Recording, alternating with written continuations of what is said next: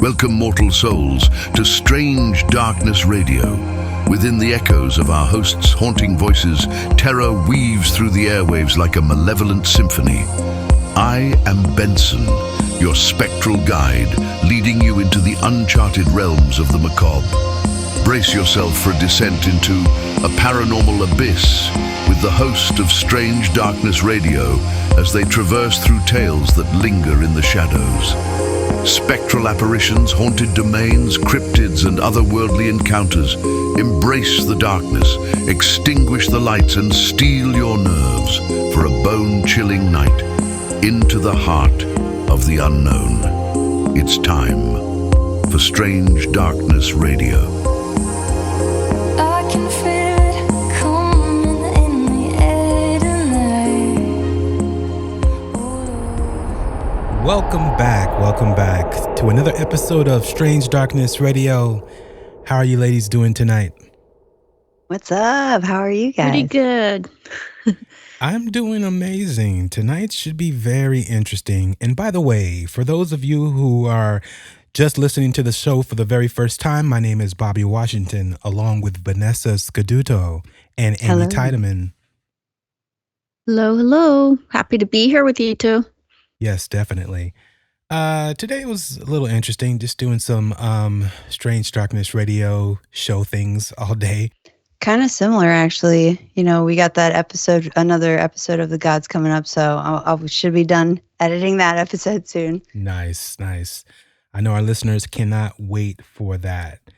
Amy, how is things out there in the paranormal world?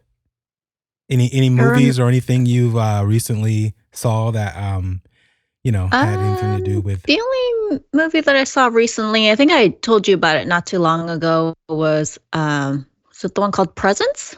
That's the one where it's from the ghost point of view. And that was actually different than I thought it was going to be, but very interesting and a very slow burn. But I thought it was well worth seeing, though. Oh, okay. I'll have to check it out. Yeah, I've never heard of it. If you're looking for like jumps and scares throughout the movie, like it's not that kind of movie. But it's interesting. I can't really tell too much about it other than it's the ghost point of view. But interesting, like a first-person perspective from a ghost's point of view. Mm-hmm. Interesting. Mm-hmm. But I will say that the movie made me super nauseous, though. I was sick for about 2 hours afterwards. So if you get nauseous with shaky cameras and like if you've seen the Blair Witch Project and didn't do well with that one, maybe don't stare at the camera or don't stare at the screen the entire time. Yeah, I had to close my eyes, but it was good. Now you got me more intrigued, Amy. I'm more intrigued now. Yeah. I actually like the slow burn, more theatrical versus like, more investigative where you have to figure it out, yourself kind of thing, like what's going on. I guess that's why, what was it, Sixth Sense was so cool with everybody because you didn't realize till the end, I mean, it's 20 years later. I think we can let the cat out of the bag, right? No, hopefully everybody's seen it. Hey, I try to forget whenever I go back to watch that movie, I actually try to forget that I know the plot. Right. That movie is so freaking amazing. Because it was so well done. I mean, you eventually put all the pieces, but you're like, oh my goodness, why didn't I catch that? Why didn't I catch that? You know? Yeah. So that's very interesting. Well, I thinking of things catching. I have a cool topic tonight to talk about. If you guys want to get started with this. Oh yes, let's get started.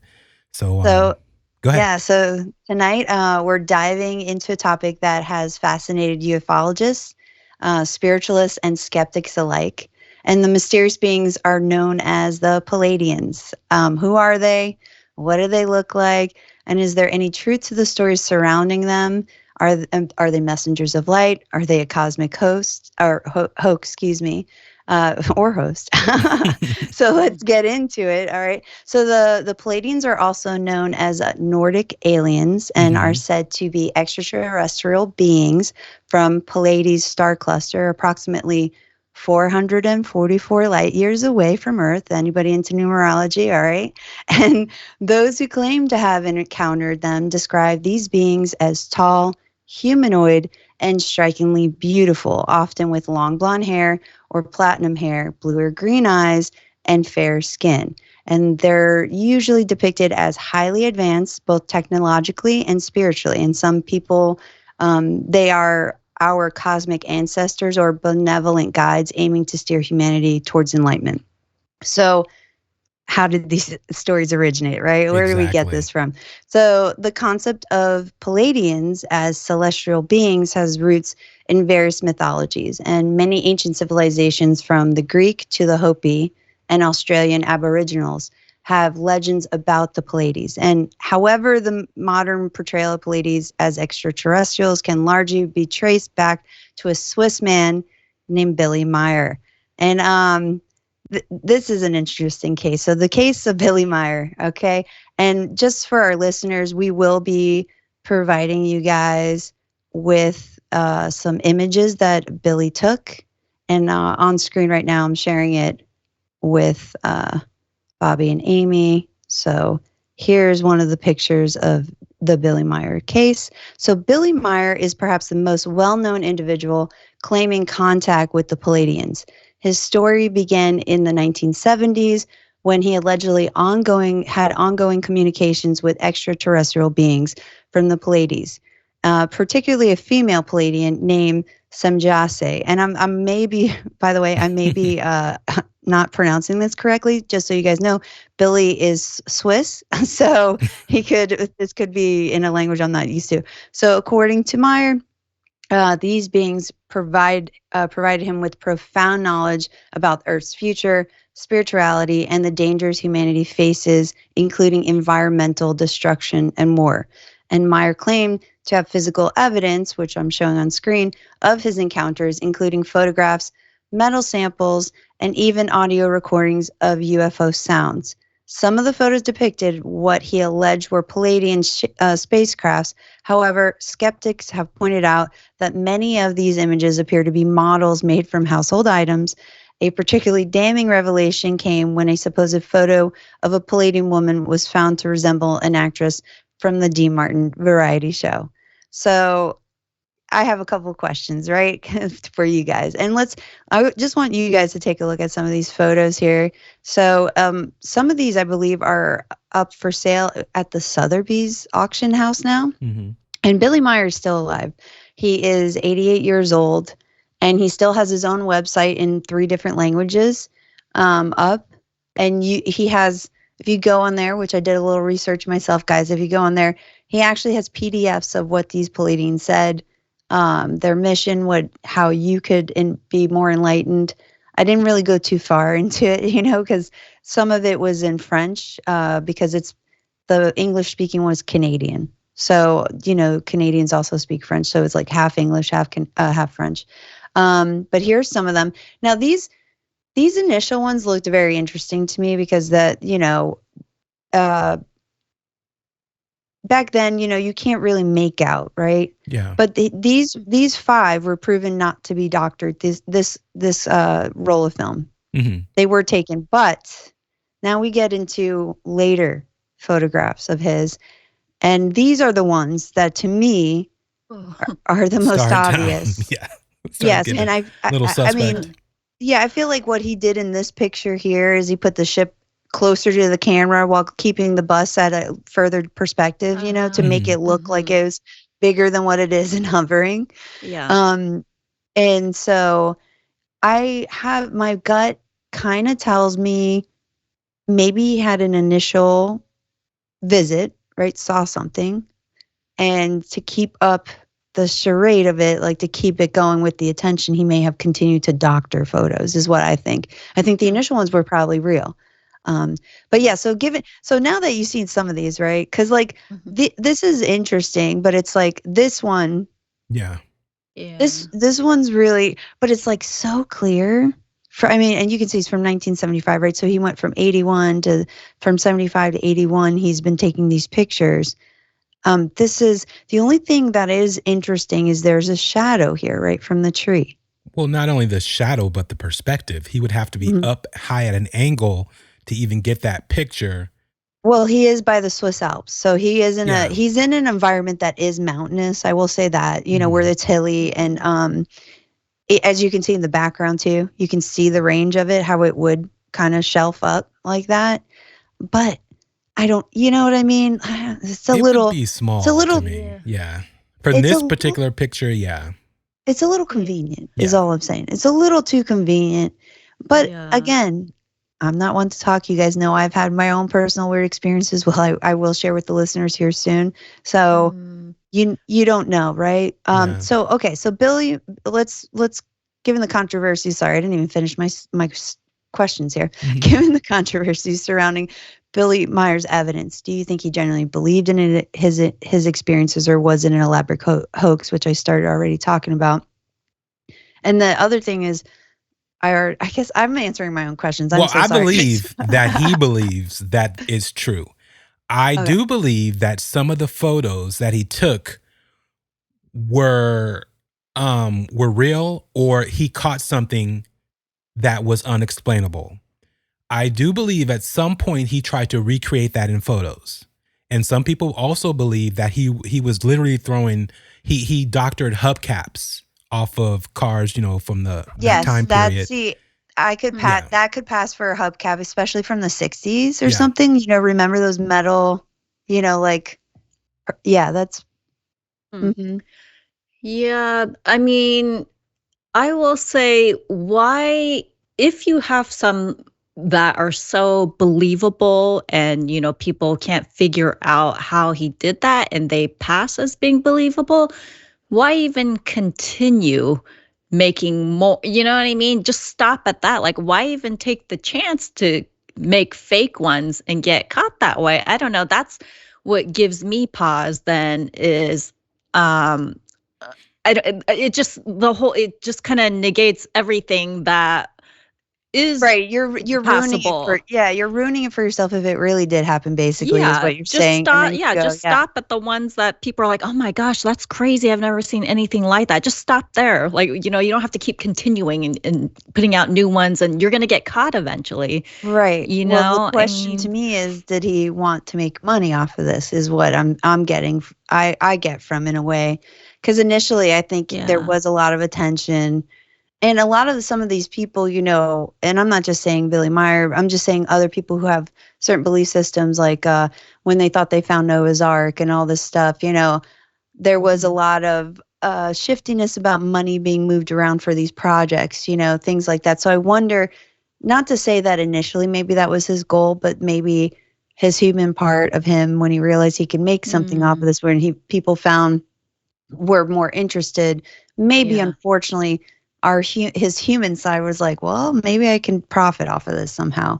And Yeah. that is one of the other questions, is like, why do you think his claims can continue to captivate people despite significant skepticism?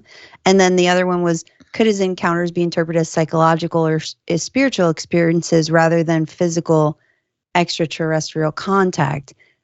And we could argue both sides, right? Maybe he had an experience, and then after that, he kept looking for one. Yeah, And and he get it wanted to be again. believed. And Right. his whole thing was that he was communicating with these particular aliens, and so he needed, more proof, and he wanted to continue to say he was having continual conversations with them, opposed to these one-offs.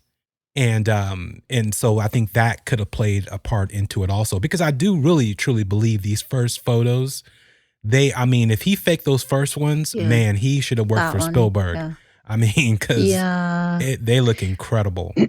I will say this. There's been a couple of people had said that there was this toy around back then that could, but it had to have a string on it. That's Yeah. the thing, Mhm. right? So, Yeah. but those photographs, like I just said, were proven to be not doctored. Yeah. So Mm. either, he had some string and it's just not visible, but it's still not, or it really happened. You know Yeah. what I But mean? didn't his wife come out like 20 years, his ex-wife came out 20 years later, and didn't she tell interviewers that the photos were fake that he used spaceship models I using think like household objects? Well, I think also he supposedly took images from like a NASA science book or something. Like he was using also textbooks, to like to take those images out of or something like that, and kind of morph them. But I don't know if she said it, but I do know, if I remember correctly, his daughter still sticks up for him.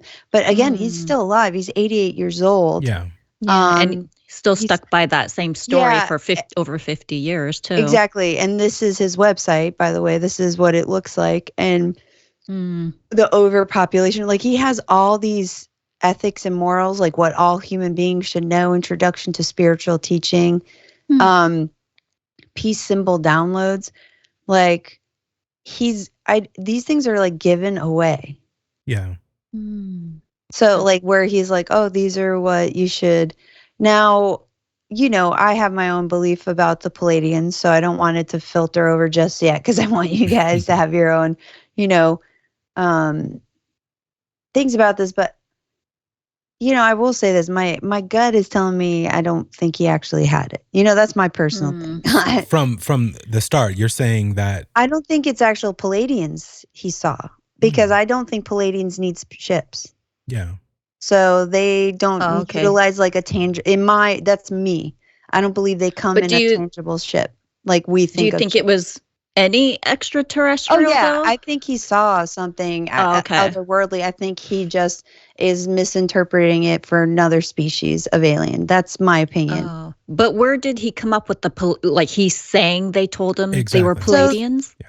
The Pleiadians have been around as a concept for generations. The thing is, he was the first one to say he actually has evidence of them. So that's when people started paying more attention to that, because the word Pleiadian, I believe, even with Edgar Casey had come up. And Edgar Casey, if you guys don't know who he was a guy who was once a doctor, and he would go into a trance and he could read the Akashic records. And he was a super Christian before this, so it was like a whole spiritual awakening. And I think he started bringing up some of the Pleiadians, and that occurred. Let me look up Edgar Casey real quick, because I can't remember his time period, but it's definitely during like the Dust Bowl era. Edgar Casey. Yeah, I wonder what he's actually saying that Billy. Yes. From Billy's standpoint, what he's saying he learned from the Pleiadians, and did he draw from other contextual, articles and books to gather his information, or does it align with what's out there already? Yeah, it does align with some of the stuff, right? Because he talks about environmental disasters, war, and I think that is like an ever running theme, right, for humans, no matter what religious context, right? We're always being told to pay attention to these factors, self, earth, universe, like just take care of those things, right? But have some gratitude for them, like what they've provided. And I don't know if we're doing such a good job of honoring what we've been given, right? So, I mean, in my opinion, I think it is kind of similar, but these symbol things is what I'm curious about with him. Like he has them so big, like different sizes, and I don't know. I just, those symbols ever been seen on anything? They look Aztec to me. They honestly do. They look Aztec to me, but that's not to say the Aztecs didn't have connections with extraterrestrials. We know they do, actually. So there's like, do you know what I'm saying? So there's not, but this actual image has never been found on a cave wall or anything dated. I didn't take a deep dive. I probably should have done something like that, but I didn't. Oh yeah, no worries. No, I'm just curious on, is this particular image depicted in any thing from a certain time period when they're talking about certain things about Pleiadians, and did he take it from there, or did he just create this himself? That's a great question. I mean, maybe I can look into that, because I never bothered. When I saw the image, I don't get that what he's saying it is, like a peace symbol or whatever. I don't energetically, but I wasn't trying to, you know what I mean? Like kind of look into it that way. But see, here is their motto, their manifesto. religion and faith are not the path to truth. So he's saying this came from them? This is like, based off of what he believes we're supposed to be following from the Pleiadians. So the free community of interest is rather we are members, not party of any belief or community. Therefore, we do not place ourselves at any saints, Illuminati. I mean, what it sounds like to me is what he's saying is kind of what my group actually goes by, which is you can believe whatever you want. We're not here to tell you to believe anything. We're just saying that if you want to be a high vibrational being, you need to be open to the fact that there may be other possibilities. And by doing that, you free yourself. Yeah. And when you free yourself, you allow yourself to be open up to these celestial beings for communication. Because they won't, if at least with my experience and understanding some of them, they don't really want to scare us, like they're not here to really do that for the most part. Like it's, but they will come to those that they know they can, that will probably welcome them versus like being fear of them or, that, because I do feel like because they are telepathic beings, they know what we're feeling before we even understand what's going on, But didn't he say they gave him predictions about war in future events? Did I get that right? Yeah. He said the destruction of the environmental destruction and war, but I take that as like every other person who said, like Notre Dame said it, you know what I mean? Yeah. I want to hear, like, is there something specific that you could be like, aha, that there's something right there, I tried to find a couple of interviews, and that's the one I was talking to Billy about, because there's a couple out there. I think I put some sources where some lady who used to interview him, she's like now the kind of spokesperson, not for him, but like just as a researcher, because she spoke to him. I don't think he does interviews anymore because he was ripped apart, I think. Because there are some in the 80s of him, like in the scenery, like you can see him standing there talking, but it's I believe it's in his native language though. So that's the only thing is like, I didn't pull it. I probably, what I'll do for this episode though, Amy, is I will find those so we can actually put them, like maybe some links, if maybe even in the YouTube short, we could put links for people or something attached for them to see these interviews with him. Because some people go into more depth about breaking down why they don't believe him.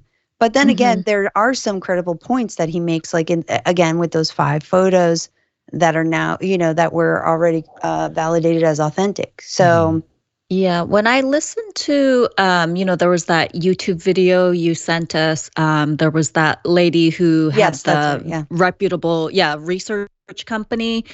And when you listen to that interview, you're like, wow, there sounds like there's something there, because there's all these scientists that they said they couldn't figure out how, I think there was like metal, right? Didn't he have metals that he found? He supposedly found like pieces of burnt metal or melted metal, in the area. And they're saying like they couldn't duplicate any of the materials, and they're like, this is like super rare materials. Like, where did this come from? And so when you hear about all of these experts that they went through, it makes you think, oh, there could be something there. But then when you see the rest of those pictures, you're like, oh, that's totally fake. But then, but the ones you did show, yes, those definitely do look believable. Right. And then again, there's a cascade of the ones who don't, right? That you go, dude, what did you do? Like, you had all this other evidence that proved that it's a possibility. He had sounds. He had actually sounds supposedly from, spacecraft, which is odd. But yeah, crystal samples that supposedly went to laboratories and, were tested. Like, I wonder what happened with that. And are those items still here? Well, I think that's a great question, because I'm trying to remember where they sent them to.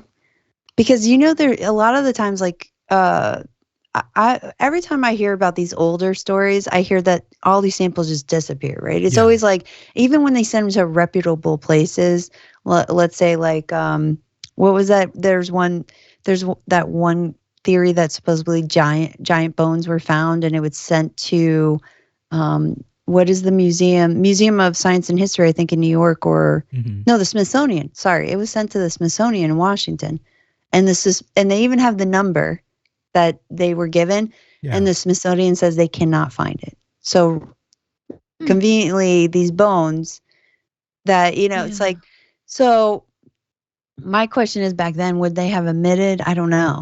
No, to certain things, that's where the Men in Black come in, and we really need to do a deep dive. But yeah, definitely, they're not going to allow certain things to go out to the public, and if they do, they're going to put it out, or it's going to be already out. But then they're going to throw so much stuff on top of it to where you don't know what to believe. And it's the same thing with his photos. It's like his story or things that happen. Even if some of it is real, if we throw a little bit of this and that in there, people will start to think it's not real and that he faked everything. So that goes to with what we're seeing now, even now, right? Yeah. Like we it's so hard now to determine what is reality and what's not, what's AI, what's not. But this brings me to the second case, right? That this happened in the 80s, and this is the case of Stan Johnson. And now I will tell you guys this: I had a very hard time trying to find out more information. I don't know if you guys were able to find out more, because it was kind of hard to find about this case. Yeah. And this one was a little hard. I think it was only in one, it was published in part of a book of stories, and I think maybe their paper or something. But anyway, this is the case of Stan Johnson. It's another intriguing figure in the Pleiadian lore is Stan Johnson from Oregon. In the late 1980s, he claimed to have been visited by a Pleiadian woman who communicated with him telepathically. According to Johnson, she warned of impending ecological disasters and a great spiritual awakening for those ready to listen. He described a feeling of overwhelming peace during the encounter, stating that her presence radiated warmth and compassion beyond anything he had ever experienced. Johnson further claimed that during these encounters, he was shown visions of a utopian future where Earth had transcended war and destruction, guided by Pleiadian wisdom. However, skeptics argue that his experiences might have been influenced by existing UFO and New Age narratives prevalent at the time. So, all right. So what are your thoughts on the Stan Johnson's experience? Do you find his account credible? Which, hard to say, right? We barely know anything about it. No, No, I could not find a single thing about this story or this guy. So I don't have any thoughts on that one. But it's interesting. A lot of these stories that became. Well, you said this one isn't a very popular story, right? Yeah, it was like a brief encounter. I don't think this guy ever said he saw him again. I do think I did find artwork by a man named Stan Johnson that started painting aliens, extraterrestrials. So in weird environments, and I wondered if it was him, but I couldn't verify it. I tried to see where the artist was from. Yeah. And so I thought that was interesting that I found only one thing, and it was that. So and it was the guy's name. So that was kind of weird. I'd like to hear more about what he said on the utopian future, though. That would be interesting. Like how far into the future, and I would have liked more of a description of the alien woman or of the Pleiadian. Oh yeah, so that would have been also But here's the one thing I will tell you guys. Aliens are not known for sharing emotions like humans. So this compassion, warmth, my question is, was this one of his spirit guides that presented itself, not an actual living alien? And because I've told you guys, this is maybe something, I don't know if I told the podcast listeners already, but some of us are aware that we have spirit guides that were once aliens. So they're dead, but aliens, but they're still our guides. So my question, because of what I do, was that his guide?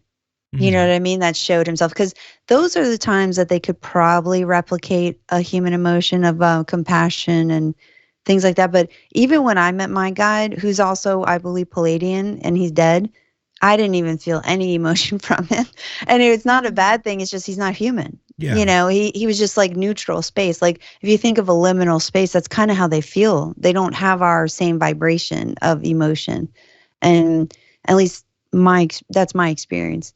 And yeah, so this one, you know, I also too we can't really say yay or nay, right? Yeah, but to me, stories like this ring a little true only because one, the person's not seeking publicity and or they're going on I guess at that time it was only a couple like coast to coast and different things that you can actually go and tell your story to.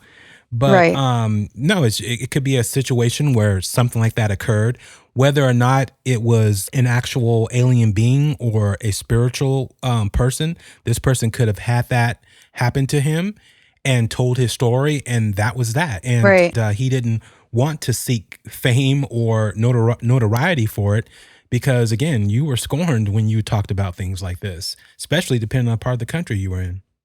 Or Now, maybe he did, but because he had no proof of anything, it just never caught on, you know? Maybe he really that could was be looking. too. Yeah, he just Yeah. didn't have like the pictures like Billy Myers had.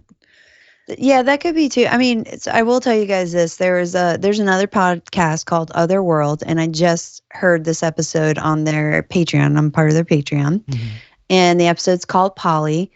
And a lady talks about how when she was 18, she met a lady who she didn't know was alien, but what I think she described was actually speaking to a Pleiadian. And the Pleiadian just showed the colors, like showed her true self, what she looked like to her, and was letting her know that they're all around. She said she finally came to terms with it as she got older. I mean, the story they tell is way better than I'm telling right now. Yeah. And I feel like that was a true experience. But she did say, even though it sounds terrifying while I'm telling you, I was not scared in that moment. Yeah. Because she goes, it's funny, I didn't feel any fear, like any malevolence. It was always, she goes, I look back now and I realize she was trying to help me recognize that I had nothing to fear of aliens. Because she said that was her literal number one fear was that. And so anyway, it's interesting because, again, I've had my own personal experiences. So it could be too, I process stuff differently because of all the education I have, right? So if you're not a person who didn't read any books about the occult or aliens, you may only have one lens to kind of view your experience through. So that could be the same for these two gentlemen, right? Yeah, that's true.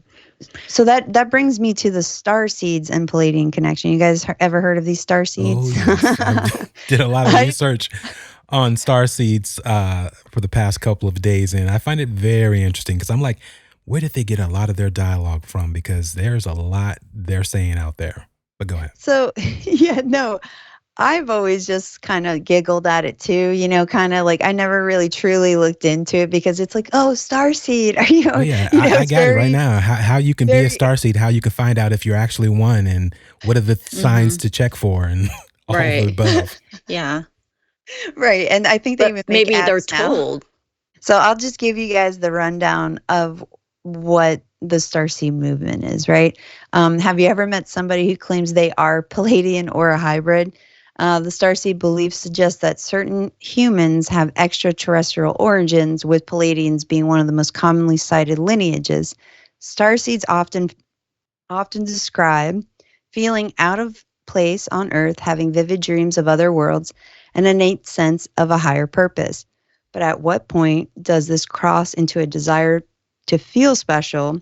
Is this a cosmic truth we've yet to fully understand, or is it a blend of wishful thinking, hoaxes, and psychological phenomenon? So some of the things I want us to think about is, what do you think of the idea of being a starseed appeals to so many individuals? Could there be a psychological or evolutionary reason why some people feel they don't belong on Earth? And if starseeds were real, what would be the most compelling way for them to demonstrate their extraterrestrial origins? Yeah, I can see why being a starseed would be so appealing. I mean, to know that you are different than, say, the everyday person. You know, you probably are convinced you have heightened abilities that can be honed, and you're meant for something so much more that you could probably make, the world a better place. And I think just grasping onto that, it gives people hope, something to look forward to. It kind of breaks you out of the mundane daily life that some people have.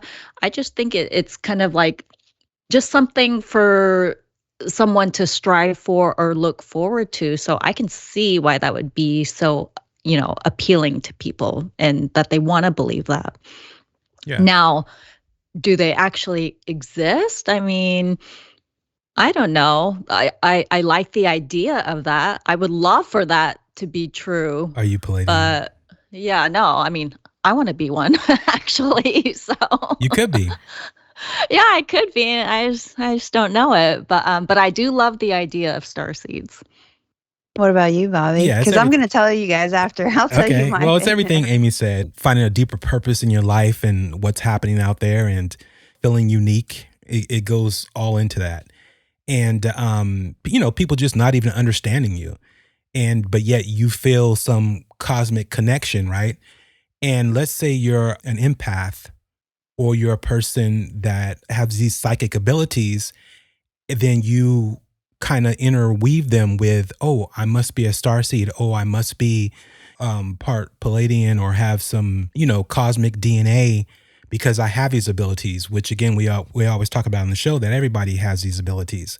So I think it's just a lot of those type of different connections. But again, are we all from cosmic energy? I would say yes. So it's a hard web to weave because we are from the universe. So who's to say what parts and that make us up to be what we are? So tangibly, I think they're there, but saying a specific being in a specific place, that might be a little bit more hard to believe. Yeah, I mean, I agree with you. It's this whole concept is kind of, it's fun, right? Like you want to believe something like this. And then also, I would also put this into perspective. If we believe this, then are the Scientologists wrong? Because they have a similar belief, right? Yeah. That they are alien souls or alien beings inhabiting certain human bodies, right? Like it's similar kind of concept. And so, but the question is, where did Ron Hubbard get this idea? Yeah. And if you go down where Ron Hubbard, he used to hang out with a bunch of occultists. And these occultists used to try to practice connecting to these celestial beings. So he's taking some of the occult connections that are universally true and trying to create his own religion, right? So I will tell you this. I do believe it. I do believe there is some humans, and I don't necessarily mean they're hybrids, you know what I mean? I do believe that maybe they have, their past life was an alien. Like our souls aren't designated just a human soul. We can live different lifetimes as different species. And I'm not saying like species like animals that aren't as conscious as we are. I'm saying conscious beings like with this abstract thought, which can go into different types of aliens, different beings, things like that. So there's a possibility. Now I will say this. I have always had, I guess I've never been fully scared of aliens, but I never wanted to actually like talk to them. Like I never, unlike Amy. Oh God, I would love to talk to them. But I think what it was is I always thought of the Greys. I always thought of those guys. I never really thought of humanoid aliens, Yeah. And then, but I also knew deep down in my spirit, right, I would never treat them wrong. Like I would never want to harm them either if I ran into them, because it's just not within my soul to be that kind of person. Yeah. Right. Like even though I'm fearful doesn't mean I'm going to harm you. Like, but a lot of other humans, right, when they're fear-based, they get violent, right? They become weirdos. So that's a nice way of saying it. That's a nice way of saying it. But that brings me to like my personal experiences, right? So I don't know, Bobby, if you want me to show these videos now. Oh yeah, go for it. Okay. So listeners, we've talked about it, I think, in the last episode, but I'm now going to officially show everybody these videos of the first one that I'm going to set it up for you. Basically, I was driving in my car and I'm listening to my other podcast, Los Rotos. So you will hear my voice talking, and it sounds like I'm having a conversation, and I'm not. I'm talking to my She's the buddy only one in the over the car. speakers. Right. But I want you to keep an eye on your top left screen. And it's more visible when I go under this overpass. I may let me move it forward just a little bit so that we're not like taking too much time, but I'm just going to speed up a little bit, and I'm going to come under this overpass, and just keep your eye on this. And then I don't want to say anything else. And you guys, Okay, I do obviously want you to say something else though. I want What? you to talk about these lights that are visible on the screen at the moment. These are just street lights. Street lights. Yeah, so the street lights here, you can see that, and this is my dash cam, so they're going to have a glare off of my windshield. So when I first come around this bend, you look to your left, you'll see a light that will show up and come across. Initially, based on the perspective of the road and the lighting, I just thought it was a light, off kilter or something. I even noticed the color's different. I know you're going to notice that the light color is different. I thought to myself, maybe they put an LED light, right? Maybe we're upgrading. I don't know. So even though, guys, I believe in what I do, or believe in the stuff I believe, and that I can do mediumship and all that, I always still try to stay balanced in this plane of existence, because not everything's a sign, just so everybody knows. Sometimes things happen. Sometimes, there are new lights put up. You know what I mean? And it's not a special being in the sky. or But then sometimes, a helicopter or a helicopter, plane. drone. Yeah. Yes, things happen, or it's Elon Musk's Starlink. Sometimes those things happen. So it's always good to at least try to debunk first before jumping the gun. And so here I am, just going along, and I'm kind of in shock. Okay, so I'm kind of just watching at this point. And I don't even think to turn my radio down. So you're gonna hear me talk, and right here you could see the light starting. Okay, so keep your eye. If you guys can see my mouse, keep your eye on that little light there.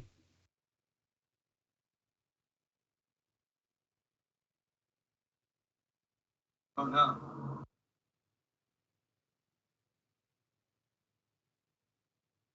Seriously though.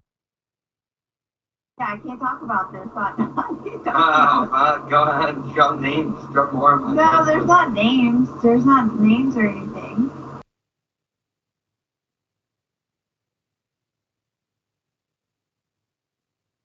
All right, I'm gonna pull their book because I have opinions of what I think I'm seeing, but I wanna.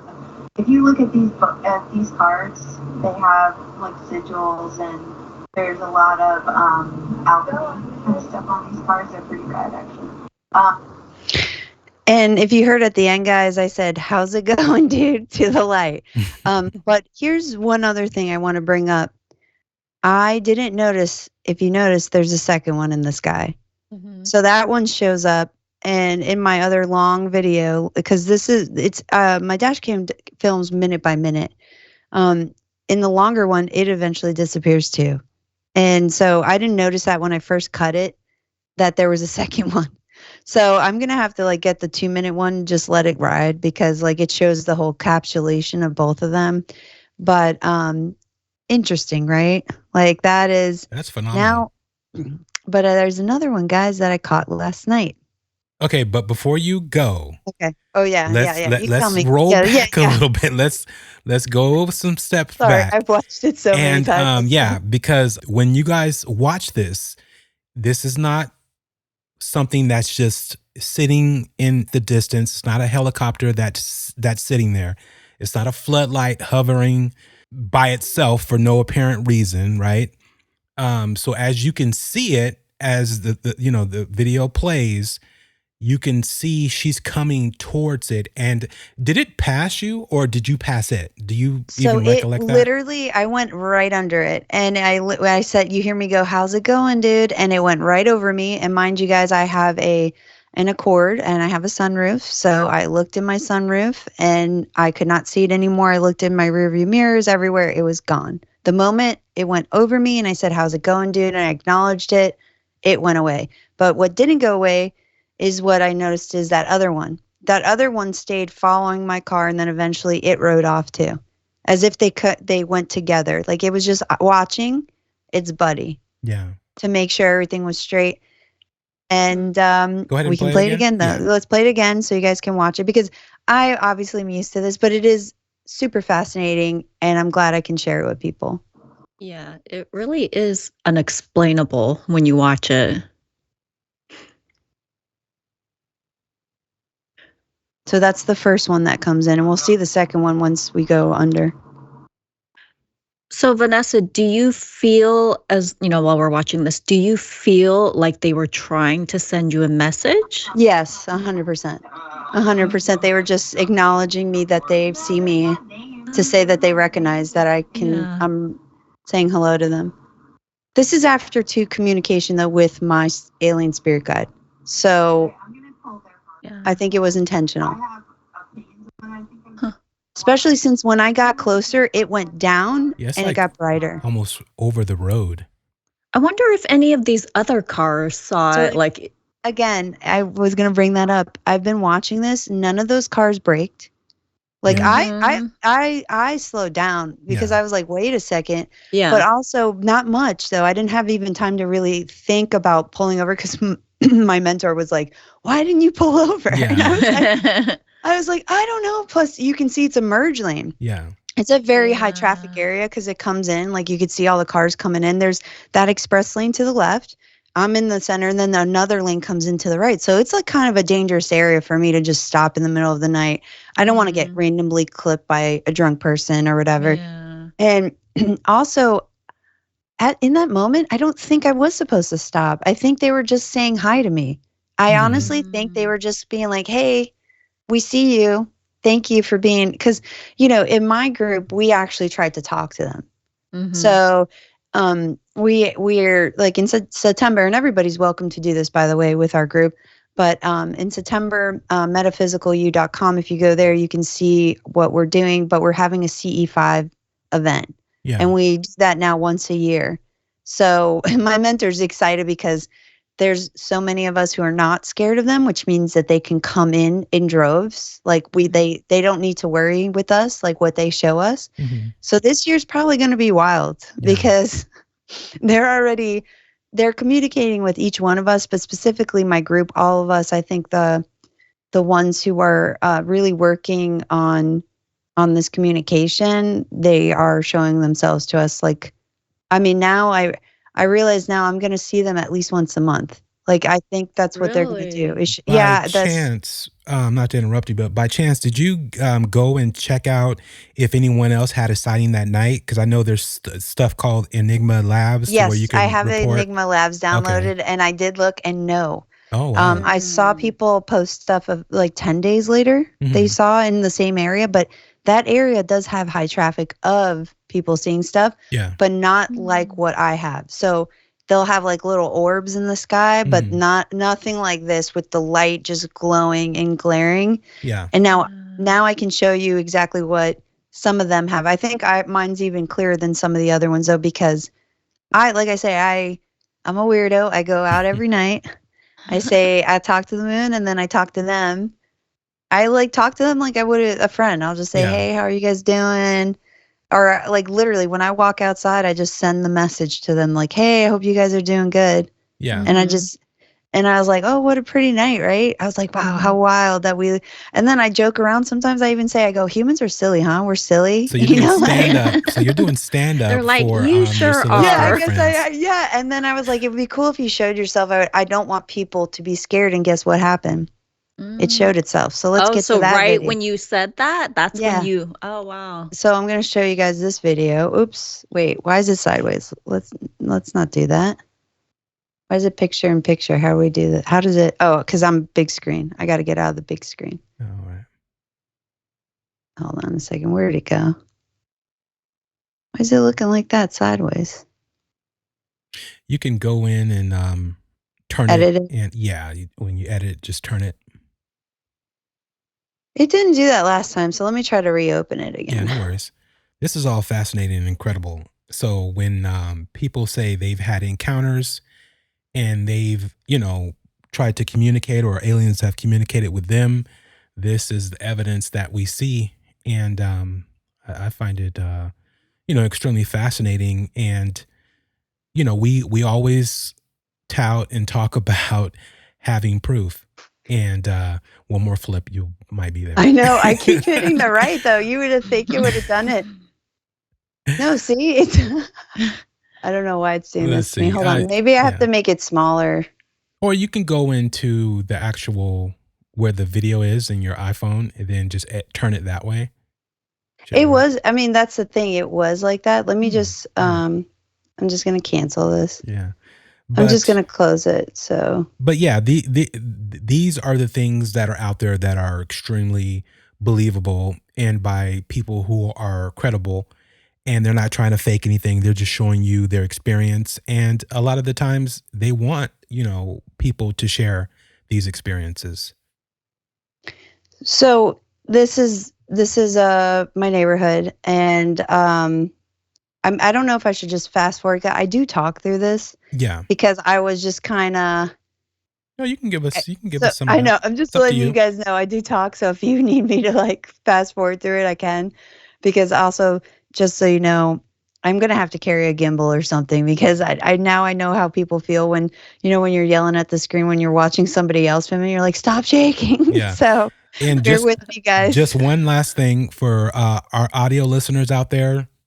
Thanks for listening to the podcast, but please go and check out our YouTube site.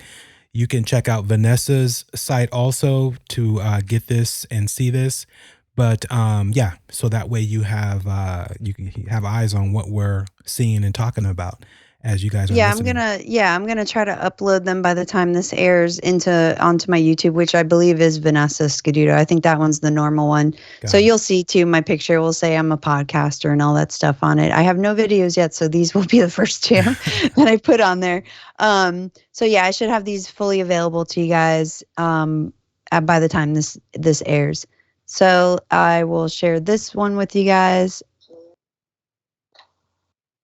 So I was outside and I noticed. Yeah, I noticed the light moving as soon as I said that. I do think it's coming. See it? Yeah. Mm-hmm. Right. Oh. Uh-huh. Keep watching. It gets higher. I'm not gonna lie, I was talking to this guy kind of like, telepathically. Oh, if you hear jingle bells, that's my cat. Her collar. I wanted to show people. Afraid of them. You can see the light is moving in a way, see? Kind of like shows itself, it's getting a lot.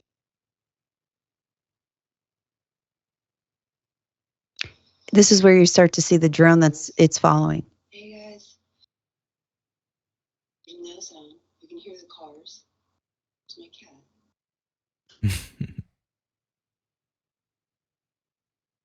This is where you can start to see the light undulate around it. Yeah. Looks like a little floating star. Yep, that's a bright ass star. And also there's no marker lights. See, look at the drone. Yep. It's following the and drone. You see the marker light, yeah. Instead of the drone following it, it's following the drone. And you can see the marker lights on the drone. Wow, that's pretty stunning. And now you can see how high it is too up the tree. I eventually have to step down. They go around, that other tree they're about to go in. But look at it. It's like a little floating moon, full moon. Extremely bright. It looks like it's like spinning, right? It's because the light's undulating. It's the energy that it's giving off. I think if we were right next to it, guess what it would look like? What it would look like over my car. Yeah. That's what we would see. But because it's far away, we're not seeing the brightness as bright as it is, really. Mm-hmm. So that's like, you think the same thing as when you were driving then? Yes. The same type. Yeah. I do think it is. And I do think that it was showing itself because I was telling my group for the past week or so, I was like, I saw drones. I have videos of the drones flying around my house for the last 2 weeks. And I kept going out there and I'm like, are you guys out there? Because like they're looking for you, you know, like. Yeah. Mhm. Are you by a military base, crazy. perhaps? So we have two military bases in Jacksonville. We have Mayport, which is about 25 minutes from me. Sorry, my cat started attacking me and she started getting nervous. But so then I have to go try to look for them and I think they're gone. But here's what happens. I thought this was the drone still, but I think that was the orb. It just started changing color to look like the drone. Mm. It started changing to that orange color. But my So that's the drone, okay? I thought that was a drone, but now I'm thinking it's not. I think Yeah. it just started changing color intentionally, because it has more of a flight path of where that orb was. Mm-hmm. Yeah, because I saw the drone flash its marker light. Right. So. So anyway, Yeah. but what's good about this video, why my mentor liked this, she goes, it's good because you can show the flare and show how it's not a flare. Like, because you have one and then you don't have one. Mm-hmm. And she also, towards the end, see, I thought that was a drone, but I realize now it's not. I think it was just it's just changing its color for itself. But yeah, this whole video, I asked them to show themselves, blah, blah, blah. But if we go towards the end, what my mentor liked about this is a plane comes in. So you can see the difference and hear the difference. So Yeah. here's the plane. You realize that's not a star. Oh yeah, I'm showing how the star could look like one, until it starts moving. Anyways, good night, guys. Be safe, okay? Yes, I talked to these guys. Such a weirdo. It's not weird. They know your true feelings. But I think it's pretty interesting that as you were talking to them, that's when it showed up for you. Maybe that's a plane and you can hear it. So you can hear the plane coming in. Yeah. Can't tell anymore. Yeah, I'm like, what is what anymore? You see the difference, though? Oh yeah. Definitely. Yeah. can Oh. Tell. So that's So, the thing. People need to look up. People need to pay attention. Yeah, people don't look up, and Yeah. that's part of a big issue. I think people don't realize. Actually, that's a huge practice too that we learn is your discernment gets better the more you actually pay attention to what's around you. Be Yeah. present, and then you can actually discern what is what. And so, I also want to let our listeners know, I didn't bring it up, but during my research, I found a CIA document about UFO evidence. So I'm sure we'll tag that somewhere where you guys can take a look at it. But some of these go back all the way to 1942. Yeah. incredible. And it was released. So we'll probably have access for you guys to read about that. And I will say there are some similarities in what these people are saying, even though when you read at the end of the document, it dismissed every one of these claims the government did. And this was released in 2001, and only about 13, 14 years later, they admitted actually it's all real. So, Yeah. Yep. That's how it works. but so I'll end this at least for now. I just want to say I do find these topics, fascinating because it allows room for believers and skeptics, whether Pleiadians are real or not. Their myth and mythology continues to influence spiritual communities and pop culture, and perhaps it's less about their existence and more about what they represent, which is a hope of something greater, something beyond ourselves. And on that note, we want to hear from you guys, the listeners. Do you believe in Pleiadians? Have you had an experience? Let us know in the comments.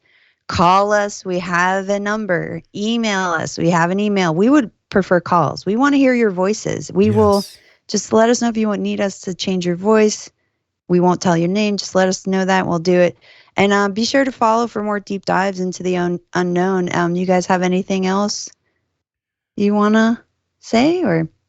Well, I believe that at the end of the day, we are all a part of the cosmic energy that is out there. And it's just a matter of tapping into it and not getting caught up with the doldrums of life and work and everything else, and just in this perpetual motion of working until you die and enjoying your vacation and not paying attention to what's actually happening around you, opposed to I'm in the Bahamas, on the beach, and because I'm just trying to rest and, get my wits about me so I can get back to work and do the same thing over and over. No, take the time, put your feet on the grass, look up, find a place that you can go outside of the lights and just be in the darkness and actually look up and see what's happening. And that goes, for the day and night, I agree. 100%. Because I've seen so many things. I went on Enigma in different places, and actually people have the same experience, and it talked about the same object that I seen. So I was amazed at that. Like I wasn't the only one that paid attention or looked up, and I was actually working at the time. So yeah. Oh yeah, if you guys don't know what Enigma Labs is, please get it. I mean, it's an app where you could it's like a community where you can just post stuff or look at other people's sightings and see, if you're interested in it in your area. Yeah. Well, that was a lot of fun. I just want to say I had never, ever heard of Pleiadians until I met you, Vanessa. So thanks for talking about that on the show, and also talking about your experiences and showing us those videos. I think the listeners are going to be really fascinated by those because, you really, especially like that first one where it's so clear, you don't know what that is. You can't explain that. It's crazy. Yeah. And that's the thing, right? I want people to know, like, I will definitely poke holes and stuff in stories because I want us to all stay balanced too, right? Not everything is a sign, right? Sometimes things happen, but I do want you guys to keep your minds open for the possibility of experiencing this stuff and not think everything is also one way either, like, right? Like, so it's a definite juggling act, Yeah, no, for sure. You want to stay grounded, but you also want to be like, look at the magic that this universe has for and, us. Sometimes you do see something that isn't what it seems. Again, it being an object that you can't explain. Well, let's talk about it. Maybe it will make sense, but maybe it's something that is of alien origin.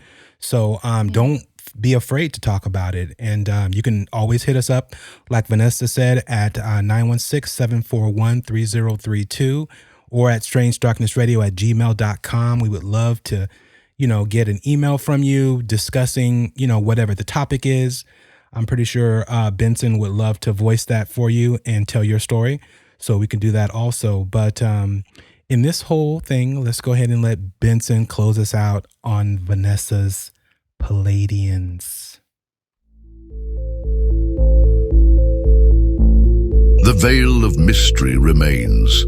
Are the Pleiadians celestial messengers or figments of human imagination? The answers may be out there, waiting. Thank you for tuning into Strange Darkness Radio. Until next time, keep your eyes on the skies and your mind open to the unknown.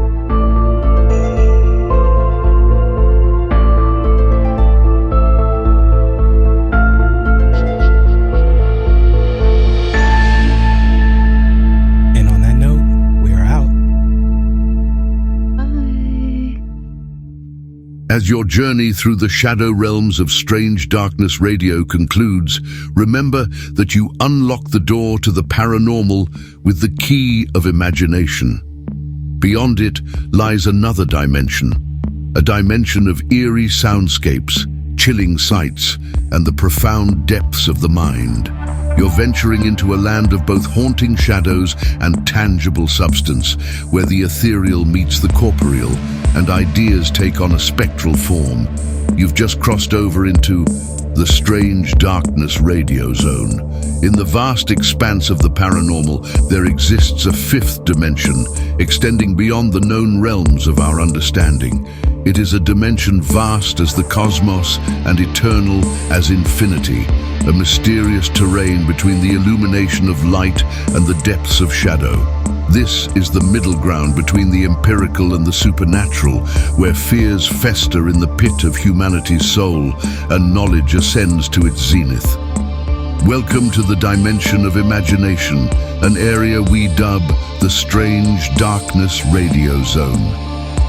As you conclude your journey with us, remember that you're departing this peculiar zone, a place where reality intertwines with the surreal. Be cautious as you step out, for you may find that the boundaries between the normal and the paranormal blur, leaving you forever in the lingering embrace of the unknown. Until next time, farewell from the depths of the Strange Darkness Radio Zone.